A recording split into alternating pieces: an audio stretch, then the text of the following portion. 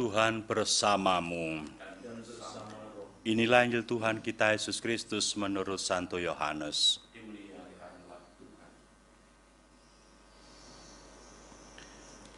Dalam amanat perpisahannya, Yesus berkata kepada murid-muridnya, "Inilah perintahku, yaitu supaya kamu saling mengasihi, seperti aku telah mengasihi kamu. Tidak ada kasih yang lebih besar daripada kasih seorang yang memberikan nyawanya untuk sahabat-sahabatnya. Kamu adalah sahabatku, jikalau kamu berbuat apa yang kuperintahkan kepadamu. Aku tidak lagi menyebut kamu hamba, sebab hamba tidak tahu apa yang diperbuat oleh tuannya.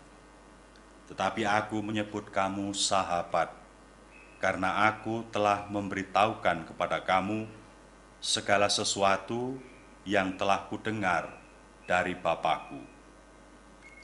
Bukan kamu yang memilih aku, tetapi akulah yang memilih kamu. Dan aku telah menetapkan kamu, supaya kamu pergi dan menghasilkan buah, dan buahmu itu tetap, supaya apa yang kamu minta kepada Bapa dalam namaku, diberikannya kepadamu. Inilah perintahku kepadamu, kasihilah seorang akan yang lain." Berbahagialah yang mendengarkan sabda Tuhan dan tekun melaksanakannya. Sabdamu adalah jalan, kebenaran dan hidup kami.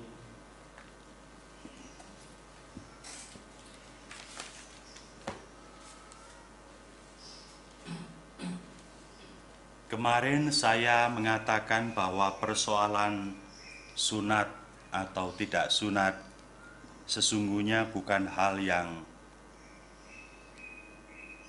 lahiriah semata, melainkan soal arogansi, soal kesombongan,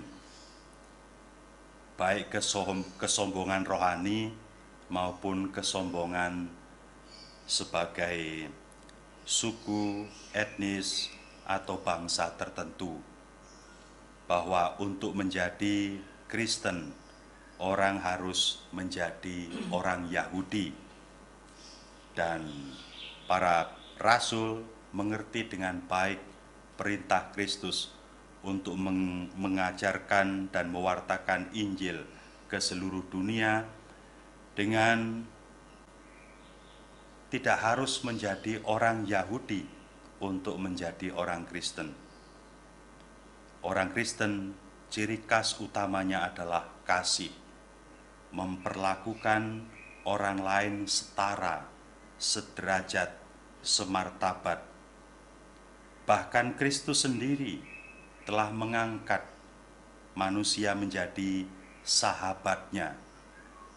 Sahabat itu bukan bawahan, bukan atasan, tetapi semartabat, mulia sama luhurnya. Kepada sahabat yang demikian ini, Kristus menyertakan dirinya sebagai bagian tak terpisahkan, dan orang dijadikan bagian tak terpisahkan dari dirinya. Dan untuk itu, karena satu sama lain menjadi bagian tak terpisahkan, siap sedia untuk mempertaruhkan bahkan nyawanya sendiri. Seluruh bacaan yang kita dengar, baik bacaan pertama maupun bacaan Injil, inilah yang kita sarikan dalam spiritualitas ardas keuskupan kita. Mari kita mengasihi sesama kita. Mari kita hidup dalam persaudaraan yang sejati dengan setiap orang, dengan siapapun, tanpa membeda-bedakan. Kerendahan hati Tuhan nampak dalam kealahannya yang tidak ingin dipertahankan, tetapi menjadi manusia sama seperti kita dan mengorbankan dirinya untuk kita. Kita tidak dituntut untuk mengorbankan diri, untuk menghilangkan kemanusiaan kita. Kita bahkan dicintai dengan kasih yang demikian tanpa pamrih, sampai-sampai Allah mau mengorbankan dirinya. Terkait dengan pandemi COVID-19 atau penyakit apapun, bacaan pertama mungkin baik terus-menerus kita renungkan. Kita hendaknya makan makanan yang sehat, bukan daging yang dipersembahkan kepada berhala. Biasanya makanan yang dipersembahkan kepada berhala-berhala, setelah menginap 1 malam atau 2 malam, pastilah sudah busuk, pastilah sudah tidak sehat. Atau binatang yang mati dicekik dikatakan, itu juga pastilah tidak sehat. Semua makanan apapun harus dimasak, dan dimasak dengan baik.